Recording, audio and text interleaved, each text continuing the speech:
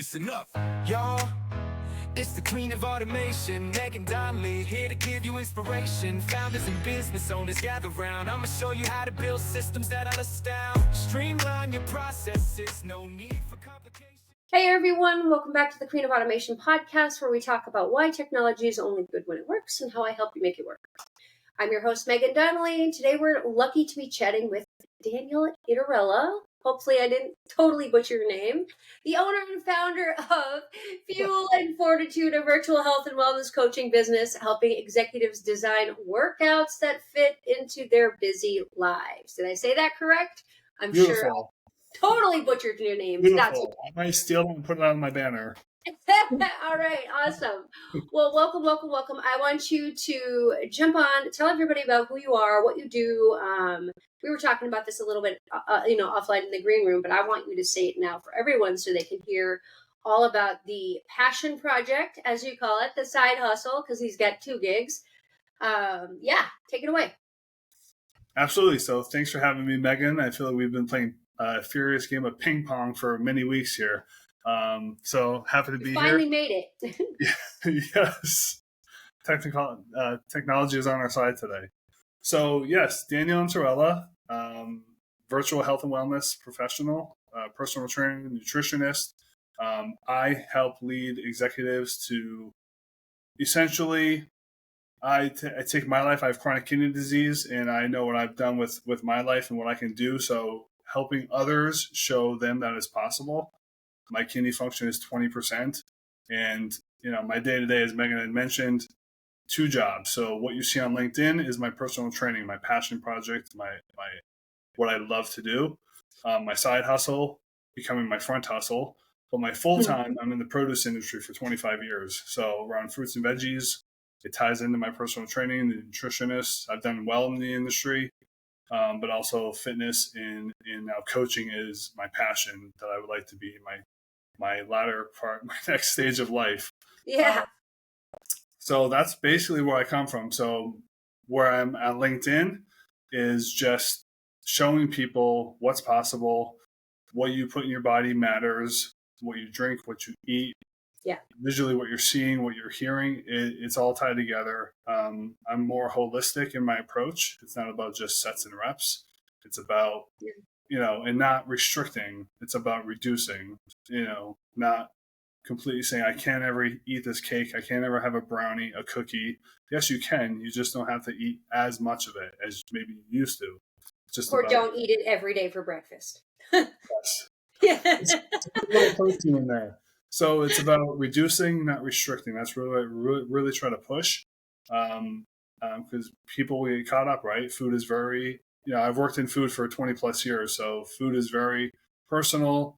It can carry a lot of baggage for some. I've worked with women post menopausal, and I've worked with, high performing executives in their 30s, and it's different for everybody. It truly is. It's not a diet. It's just about making healthier choices and what works for you.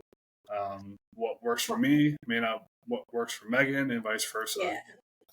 I love, so one of the things that this is why this is such a good fit to have you on here and talk to our audience, because what I love in your tagline on LinkedIn, you're building lifestyles, right? And we talk about this a lot on this show. I don't know if you've followed or watched any of the other episodes with Darren and all these guys. One of the things that I always start with, and we're going to start with it right now, is talking about work-life balance. I don't believe it exists. I think that it's all life, and we should be building a lifestyle. We're not building careers. We're not building jobs. We're building a lifestyle. And that includes health and fitness, right? So the fact that you're on here pushing that is just so cool, because it's all life. It's all life. It's all combined. We're not, sometimes we're working on personal stuff. Sometimes we're working on work stuff. Sometimes we're doing health and fitness. Sometimes but it's all the same life. We don't have different lives. It's not like our business life and our personal. No, it's one life, whether you're working corporate or you're not working corporate. So I would love to hear your take on that and how you kind of put yourself in with the executives and how you handle that conversation, because I think that too many executives try to like separate it. And I think that's where a lot of stress happens, because you can't really separate yourself. Like there's only one you.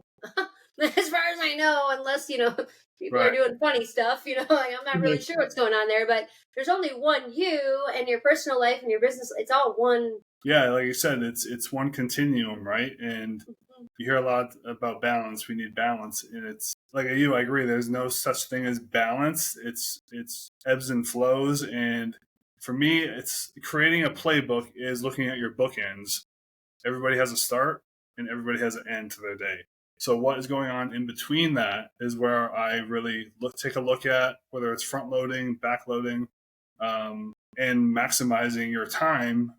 And are you really that busy, or are you getting stuck in the busyness of life and thinking you have to do all Mhm. this stuff when really just having a simple sustainable process, and a lot of it is the mundane repeating of the same thing over and over, and that is the hard part for most people. I find just being stuck, not even stuck, that's a poor choice of word, but doing the daily regimented task. And Yeah, that's going to habits.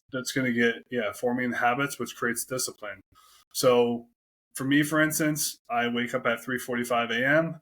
I'm in bed by 9 p.m. That's my start, my end of my day. So what am I doing in between that? Well, I have to work. I'm working from 5 to 1:30 in the afternoon, produce, taking care of my horses for about an hour. I'm usually home around 3:30. Okay, now that's Dan time.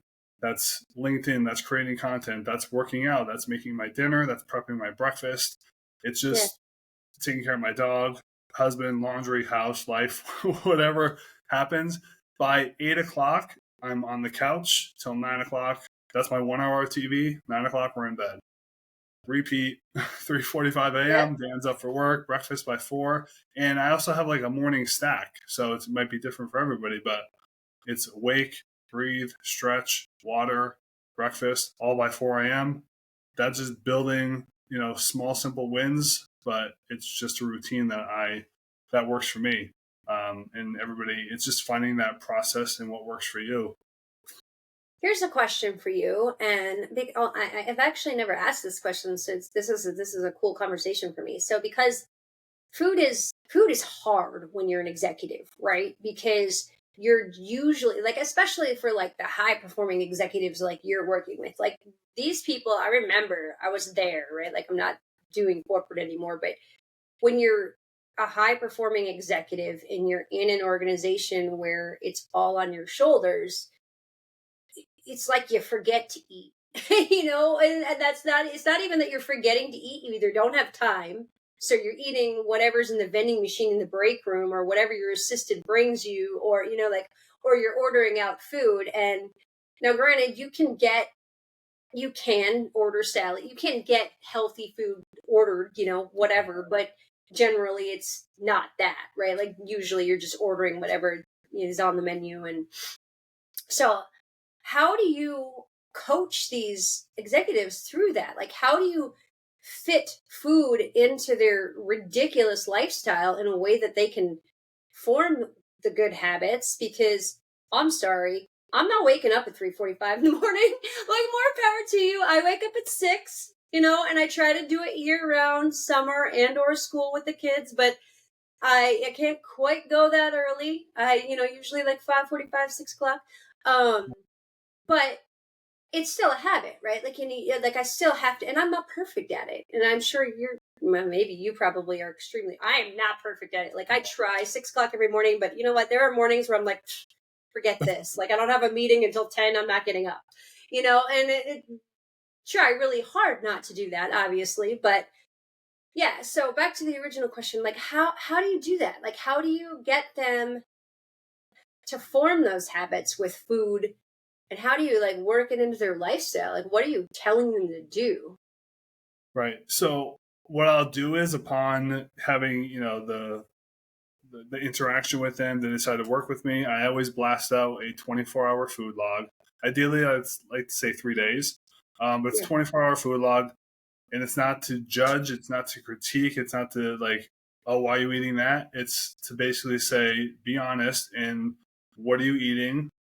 So What I are have a you putting inside ball, your body? exactly. So I Yeah. have a ballpark of, hey, red flags right away. Most often, you're not eating enough. People like are really concerned with eating too much or too much of the wrong food, but you're not even eating enough. And like I did a post a few weeks ago about there's no moral label on food. It's not good or bad. It's just some food is more nutrient dense than others. You know, Yeah. 2 donuts or you're going to eat something else that's got loaded with vitamins and minerals. Getting that touch point of what they're actually eating consistently, and if you think about it, most of us eat a lot of the same foods throughout the week, every day. It's unless you go out for dinner, maybe you're the Mm-hmm. executive who has many out, dinners or parties. Then you're going to be eating all different foods. Right.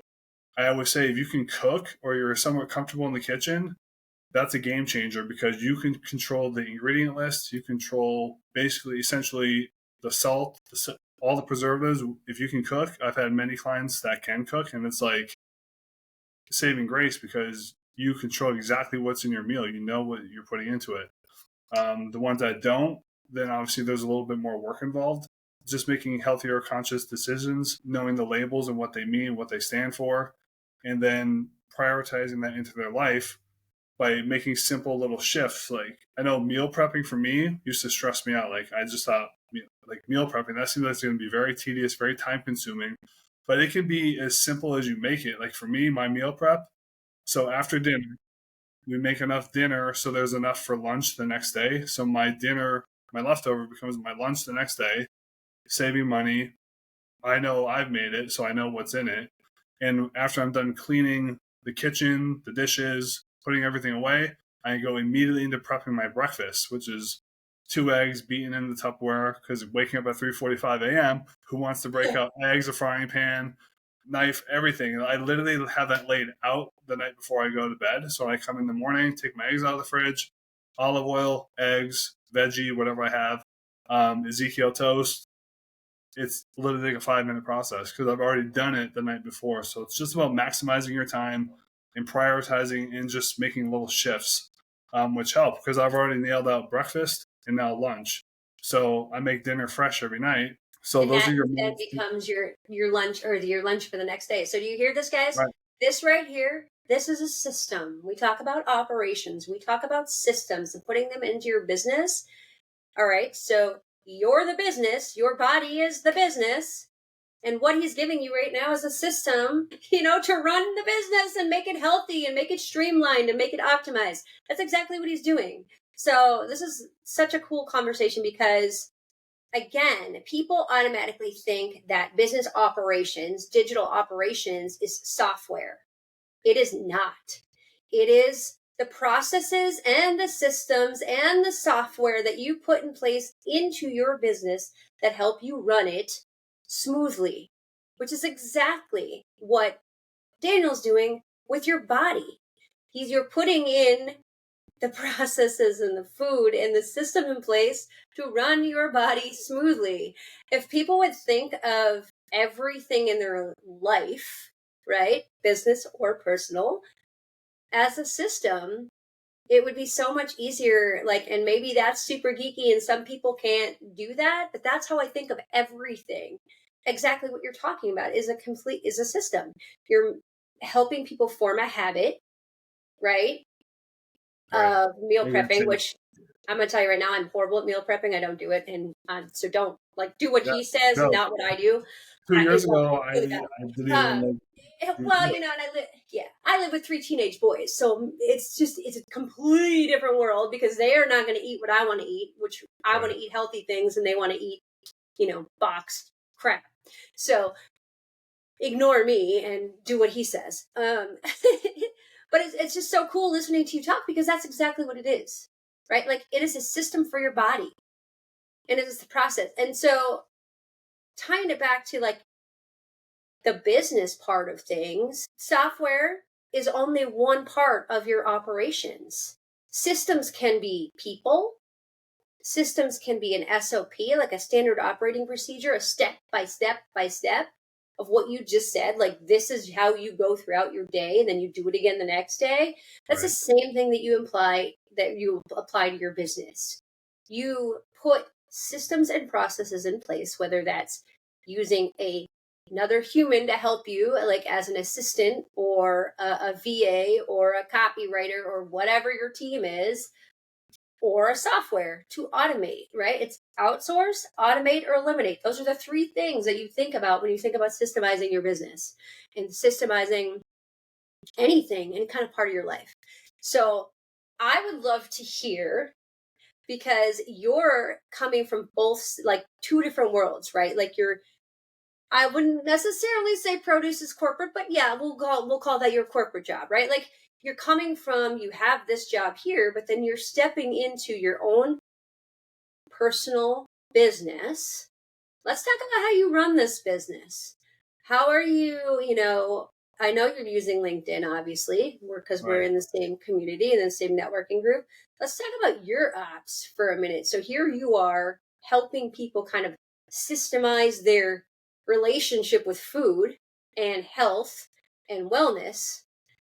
How are you handling kind of the ops side of your own business?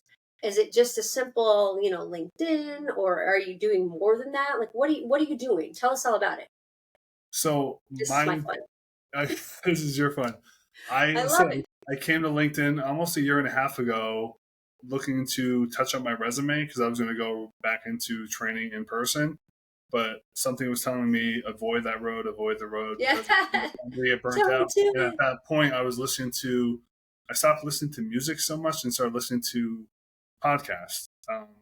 I'm not a big reader. I listen to podcasts on my way to work. I was just got immersed. Brandon Bouchard, Eric Thomas, Ed Milet, just many different voices and hearing many different things. Got entrepreneurial, checked out LinkedIn, fell into the pond, and came up from the basement after working on. But like to my husband, think I'm going to start my business, online personal training, nutrition, and the whole name, everything like that. It came to him in like 15 seconds, and me, I was just like, what am I going to call it? So, yeah, and then just went to LinkedIn and learned, like everybody iterates and sees things. And my LinkedIn was very corporate looking, like it was just job posts and Yeah. the ones I'm talking about. And then little by little, as you meet and you engage and comment, you create your feed, just like you can edit your feed, edit what you eat, consume what you consume, what you see, and met certain people and just started going there and building my voice, building my brand, and had no idea what CRM, ICP, any of that was a year ago, 12, 13 months ago. Right. I literally Googled one of my tabs on my computer probably still is the page like business terms. It's just like ICP, what is that? So, Nobody, you don't know what you don't know. And it's yeah, I felt one stupid, of but those you don't things, know what you man. don't know. And I Yeah. did not go to college for business, criminal justice. Hello, I'm not using that degree. Nobody in my family is entrepreneurial, just nurse and like there's no business people in my family. So I'm like the first to a degree. I'm like, I just got to figure this out on my own and then just meet people along the way. Um, and that's kind of just how I learned. I put it together brick by brick. And as far as my strategy, just said I engage. I love people. I love talking to people. I work in the public retail space for 20 plus years. I'm around hundreds of different people every day, from the 80-year-olds to the teens to the single moms down like I just am around many different people.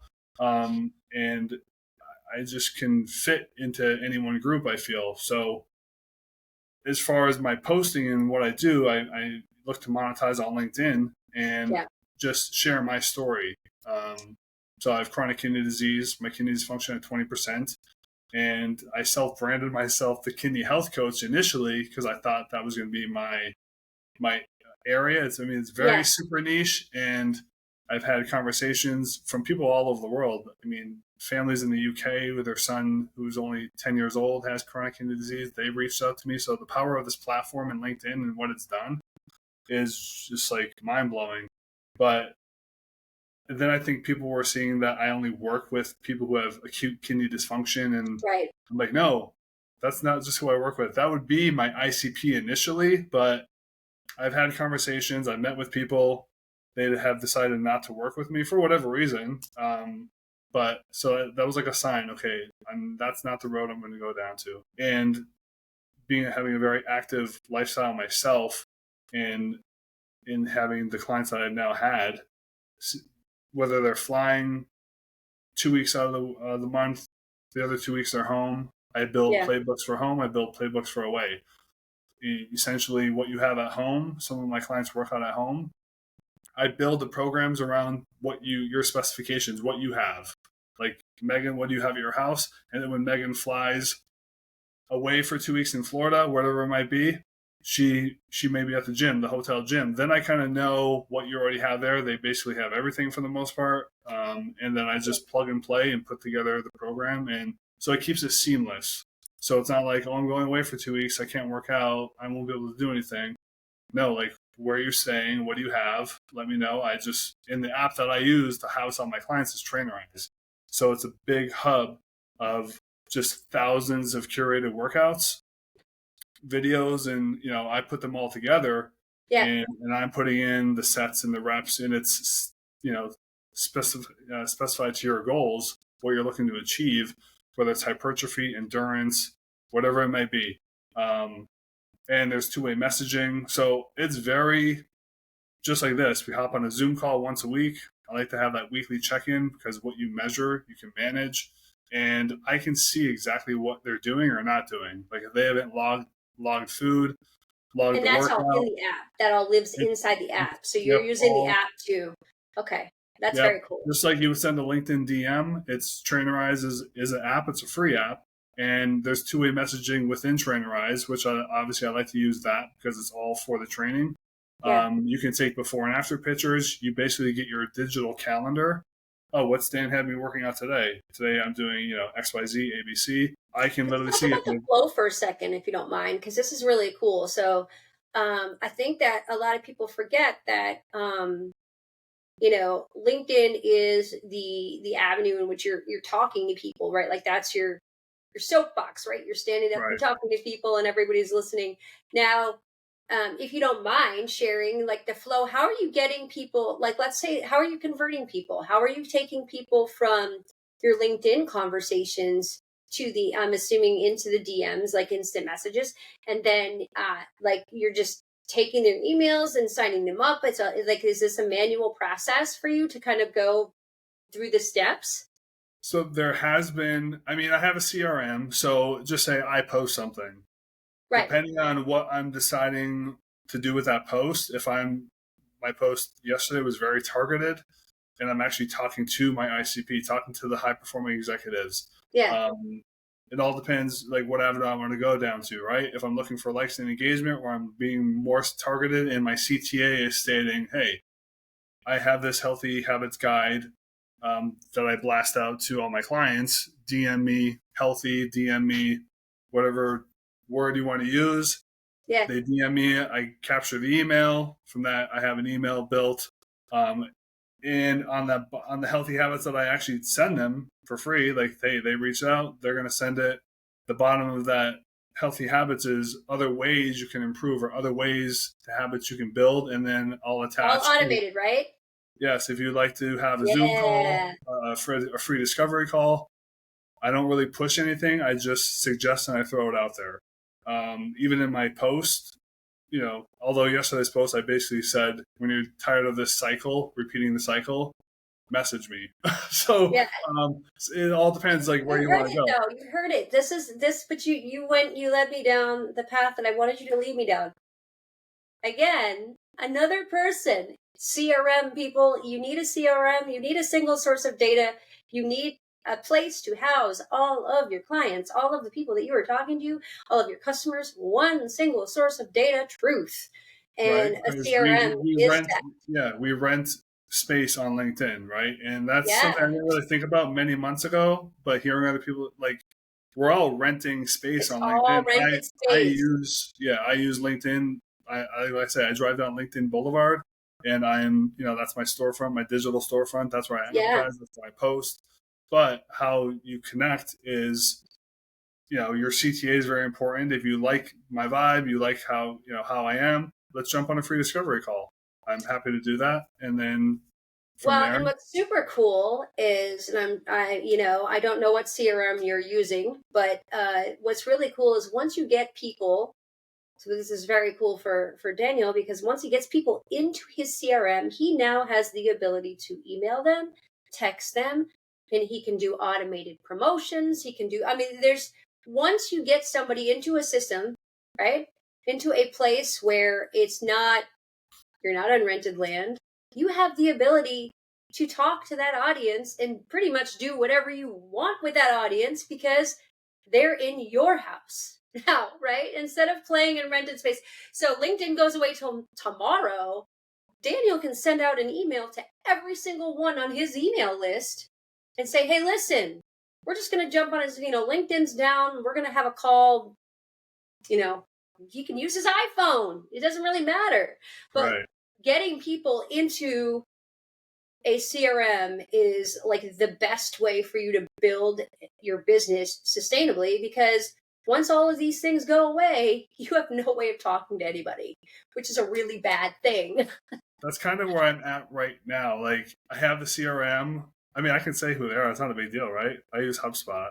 So that's just when I first got into LinkedIn. Like I said, you meet certain people, and the guy I met at the time, he's like, "Oh, I have HubSpot," and if you worked with them or whatever it was, Great for automations. I'm like, okay, so I have HubSpot, and then the things you learn, like when you put it into your feature tile section, take out the description because you don't want to create friction. You want it to be, people have a few seconds and their brains are going to start looking somewhere else. So if you create a lot of barriers or extra clicks. 3 seconds. You have 3 seconds to capture somebody's attention, whether it's on your website or landing page or social media. And it's even less when you think of the doom scrolling. You've got even less than 3 seconds for those hooks. Totally. So if you're hooking people in and you want them to actually look at your shit, it better be good, because you got like 1.5 seconds as they start scrolling through stuff, and there better be a really pretty photo or a video because they don't give a shit. It's a lot. There's a lot of moving parts, just like in fitness. It's a lot of moving parts from the nutrition. Yeah. It's not just the exercise, the working out. It's people get focused on the number on the scale, but how are you breathing? How are your energy levels? Do your clothes fit better? Are you feeling happier? Like your mood? I mean, there's so many different moving parts that go along with it. And then talking about the creation on LinkedIn and the content and the engagement strategy and posting and the CTA and the hook better be good. Is your picture? Like, there's so many parts and pieces. It can be super overwhelming. Well, this has been really, really cool. We're a little over time, but that's okay because this was such a great conversation. I want to give you time, though, to tell the audience where you are, how they can find you, the best way to contact you, and reach out to you if they want to learn more about your coaching program and just you in general. I'm assuming he's going to say LinkedIn. Good guess. So literally find me LinkedIn. That's my mainstay. That is my main home. Daniel Intorella. We'll drop the link in the show notes and make sure that people can link directly to you. And that is a wrap. And remember, technology is only good when it works. We will see you next week, people. Bye. Later.